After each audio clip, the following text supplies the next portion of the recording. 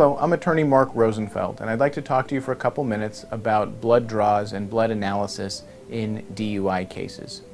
It's very important when analyzing a DUI case to be able to track a blood sample from where it is drawn from the person all the way through the chain of custody to where it's ultimately analyzed by the crime lab.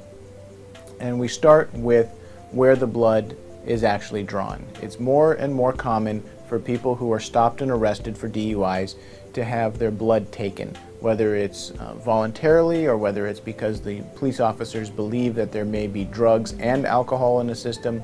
We see blood draws. Sometimes the blood draws are done at a location that is safe and sanitary, maybe in a hospital. Other times blood draws can be done in a jail cell, in unsanitary conditions. In order to properly analyze a DUI case with a blood draw, we need to take it from the beginning to the end. We need to know where it started. So if the blood was drawn, what was the location? Hospital, jail, police car, and then where on the person did they draw the blood? Normally when we think of a blood draw, we think that they take it from the arm, but sometimes they will take it from the back of the hand or even in the legs. It's going to depend on the particulars of your case. Where the blood is drawn from can affect the ultimate result. And if the blood is not drawn in the correct location, it can cause an overstatement of what the true blood alcohol level is, or what the alcohol level is that they think that they're looking for. It's important that when the blood is drawn, it's drawn in a medically approved manner, that the puncture site is properly cleaned, and that the equipment that is used is also clean or sterile, depending on what particular part of the equipment they're using. Whether a tourniquet is used is also very important in doing a blood draw. The equipment that is used to draw the blood is important. Different police departments may use different equipment. Sheriff's department may create their own blood kits. Other departments may buy their blood kit from a vendor, and each kit is going to come with different information. What we'll see oftentimes is a blood kit that may look something like this. This is a blood specimen kit that is a pre-manufactured kit, and in the sealed box we'll have a lot number showing when the package was put together, as well as an expiration date, which is very important. When we open up this box, we'll see that the contents inside should contain everything that a blood draw technician or a phlebotomist will need to properly do a blood draw.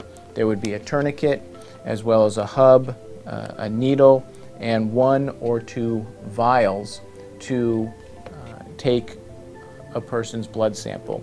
Now, these vials are different for different purposes.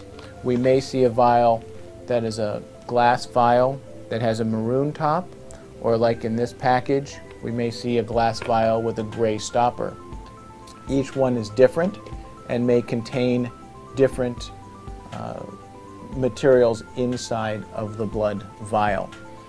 Once the blood is drawn from the person, it needs to be a specific amount of blood. It needs to be into the correct vial and maintained in a specific way. There also needs to be a chain of custody with that blood vial, and the prosecutor needs to be able to account for every step in the process to make sure that the blood vial and the ultimate analysis was not compromised.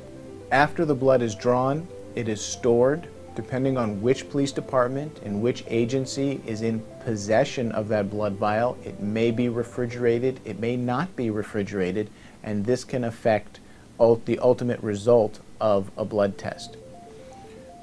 After the blood has been stored, it would be transported to a forensic lab for analysis. Depending on the agency, this could be a very quick turnaround process, maybe 24 to 48 hours. If it's a busy agency like the Los Angeles County Sheriff's Department, it may be 4 to 6 weeks before blood is analyzed. That is an opportunity for possible contamination of a blood sample, and we need to be able to track and look at it to determine whether or not that sample is trustworthy. All of this happens before an analyst ever gets to it. Once an analyst gets the sample, they then have to work with it. They have to open the blood vial, they have to take a portion of the blood out, separate it into a separate tube for testing, and they put it into a carousel with many other samples.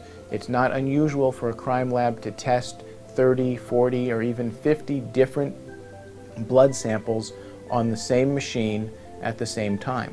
And the analyst who's testing it may not even be there when the machine runs a particular sample. Then the machine, the instrument, which is called the gas chromatograph, will generate results which need to be analyzed. It's not simply a black and white issue where here's your number. The machine may print out a number, but you need to look at the analysis that the machine did to make sure that it's a trustworthy, accurate, and reliable analysis. These are some of the steps that need to be done and some of the issues that need to be looked at when analyzing blood. If you'd like to talk about your case in more detail and learn more about blood analysis, please give me a call. You can reach me directly at 310-424-3145.